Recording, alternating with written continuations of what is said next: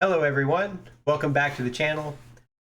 Today we are going to continue our review of Sundowning, the entire album, with the song Take Aim. But first, I know it's been a while since my last video, probably months at this point. Quick little channel update. I've been gone for a while just for personal things that were going on. It's all good stuff, so don't worry about me. But what I have been doing with my time is I've been working on my own musical projects. I've gone to a bunch of live shows and stuff like that. I did recently go to Blue Ridge Rock Fest. If anybody out there watching this video was there, you have my condolences if you were there on any day other than Friday, which was the only day that I went. I know that, to put it lightly, it was a shit show. I talked to many people who were there Thursday and all the things that went wrong. So once again, I feel bad for anybody who paid for the entire weekend. However, my time was pretty good there. I had a good time. It was very hot. But other than that, I drank a bunch of water, saw a bunch of bands I wanted to see. And of course, one of my primary reasons for buying the ticket that day was Sleep Token was there. And they played just as the sun was going down. It was a great experience. I was pretty far from the stage. They got moved to the main stage. They were not going to play there initially, I don't think. So it was great. Obviously, a bunch of people there to see them. They've blown up in popularity. And the songs they did play were the ones I kind of expected. It's a festival. You're going to only pull out your bangers, really. You're not going to sit down and play something like, like Missing Limbs or something. But I got to see Vor, got to see Grant, a bunch of the Take Me Back to Eden songs I was hoping to see. They opened Chokehold. It was great. So I would recommend, if you get a chance to see Sleep Token, absolutely take that chance. Although I had to go to a festival to see them because their US tour dates sold out so quickly, you're not going to be able to get in for less than like hundreds of dollars for those tickets at the tour dates for the US. So yeah, that's what I've been up to. But enough about me. Let's talk about the band. So today I said we're gonna listen to Take Aim. So let's go ahead and jump into it from the beginning.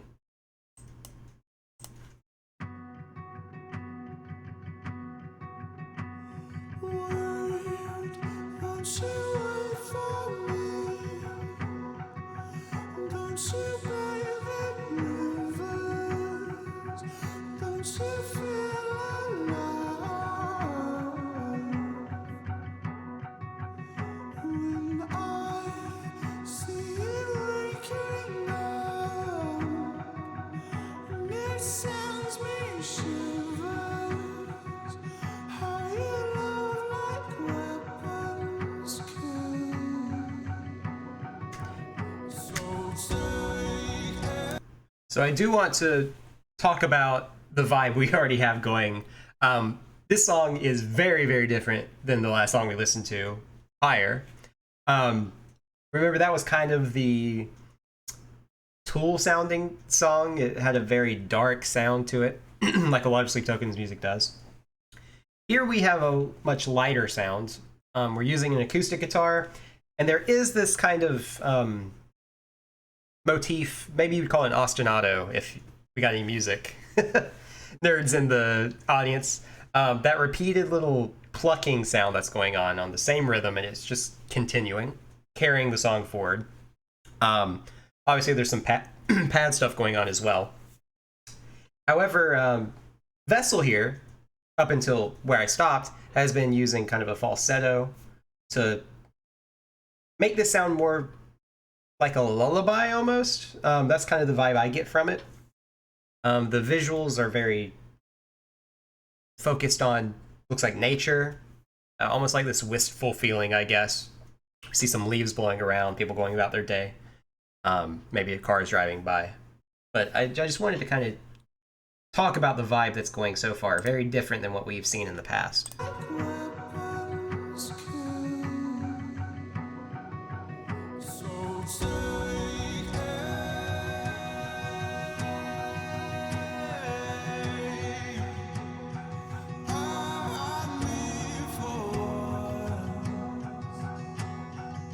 Do that ostinato thing.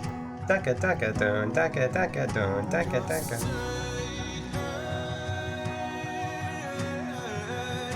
Oh yeah. Ooh. Those harmonies are so good.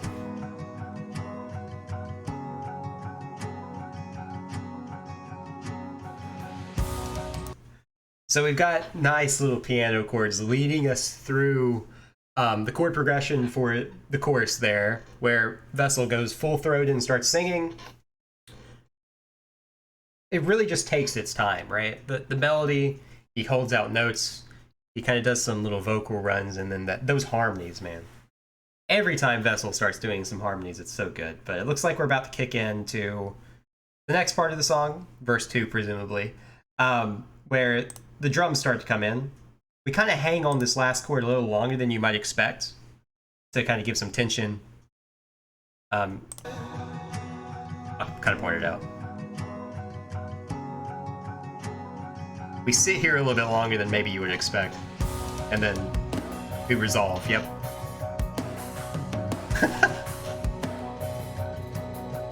So many cymbal hits. Oh my god.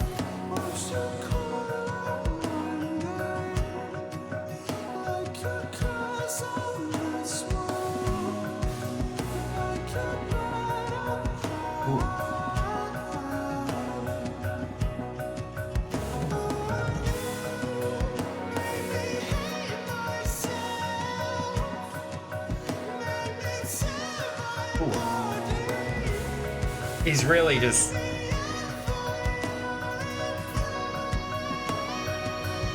really going for it, more aggressive. Yep.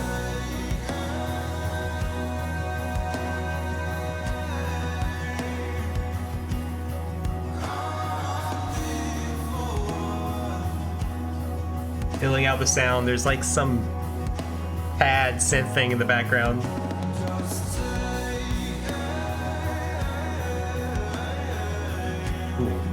Playing with the melody.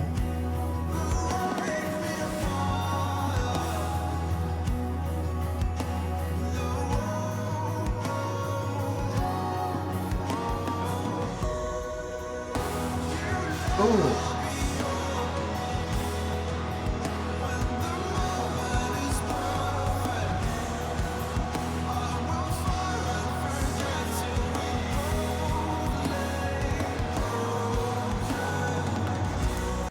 Oh, it's just so nice. The kind of rhythmic part changes up there to kind of give us some more like accents to change things up for this bridge. And man, I really love the vocal layering that Vessel does. And of course, I can just never stop praising the drum work on these songs. It's just so good.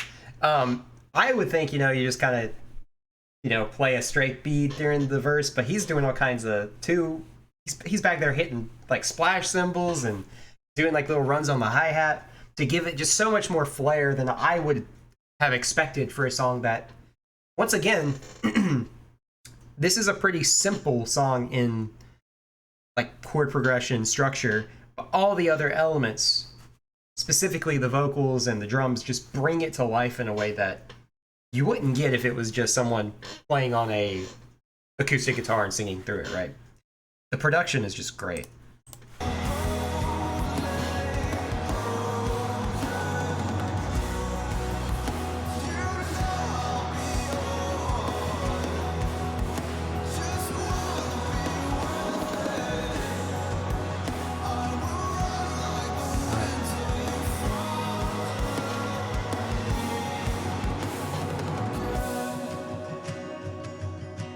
I'm bringing it right back down.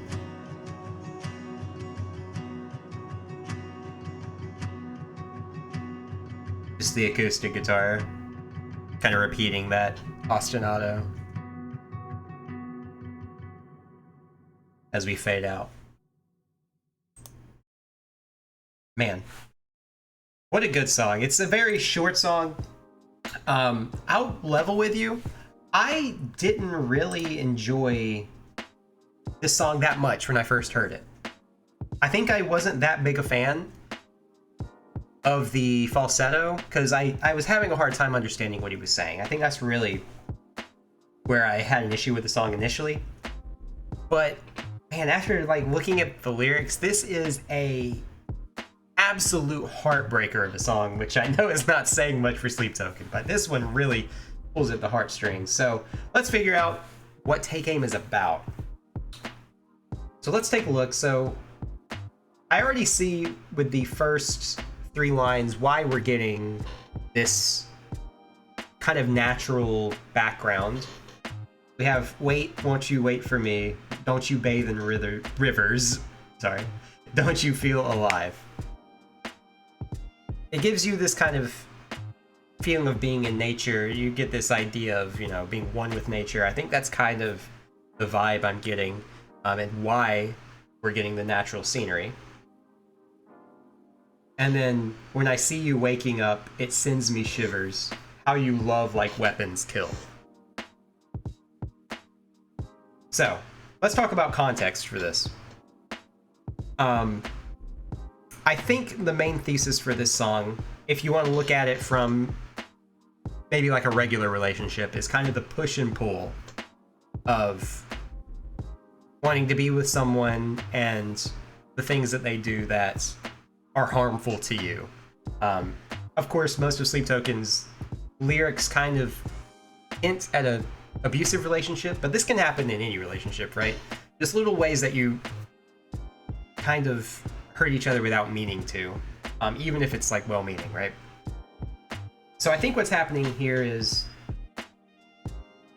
kind of this reverence that's happening, wanting to be with this person. You know, I see you waking up, it sends me shivers. Won't you wait for me? And then this line is super interesting. How you love like weapons kill. That's just kind of a potent line to put in a song. The idea that there's this violence associated with this love. And I think I'm going to talk about that a little bit more later, because I do have another idea of what's going on in the song. And of course, we have the idea of a weapon, which now makes Take Aim a little bit more sinister than you would initially think with the tone of the song. At me for once, break me apart. And I think as we move on to verse 2, there's not that many lyrics in this song. We're getting kind of the opposite of the reverence that we saw at the start. So seeing them waking up, seeing them kind of with nature, the way it sends him shivers, right? And now we've got the opposite. Won't you call out my name like a curse on this world, like a battle cry? Maybe direct all your negative energy at me, right? Is kind of what this tells to me. Which might also be why we get Take Aim at me for once. I think the implication is that this other person takes aim at themselves a lot. It could be like self-blame. It could be that they just beat themselves up mercilessly. And Vessel wants to be the target of that ire, right? He wants to take that from them. I think that's why we get this goading here. You know, won't you call out my name? Like a battle cry, right? And then of course we get, and you make me hate myself, make me tear my body, which the self-harm content of these songs is just always present. I think there's a reason for that, beyond just the obvious. It says, make me yearn for your embrace, the separation that's happening, right? Once again, maybe the push and pull of being with someone, being away from them. It seems like they're together here. It seems like they might be apart here. And we get the chorus again. And, man, always with this mutual destruction angle, the you led me on when the moment is perfect, I will fire and forget till we both lay broken. Just knowing that you can't really be together in a healthy way, but man, because you know I'll be yours, just want to be worth it. I will run like the wind till you follow me again. So the consistent theme here is wanting to be with someone, even if it hurts you, even if, like, you can't be with them because they'll hurt you, you can't be without them because you'll hurt yourself, right? There's no good way to go with this if we're taking the relationship angle. But I want to look at it a little bit differently as well. So if you recall, in Higher, or for Sundowning in general, I was alluding to the fact that this is like a lead up to a ritual, or a ritual in itself, the entire album. And I think that this song is Vessel basically calling out to Sleep to basically, invade him, which is what we've kind of possess him maybe, which is what I've been trying to kind of talk about for most of this album. So when we see things like waking up, don't you feel alive? Of course, I think about the idea that Sleep is his, deceased lover, and he's trying to bring her back. He wants to invite her in to let her feel alive again. Even if she doesn't want to be back, like won't you call my name like a curse on this world, like a battle cry, right?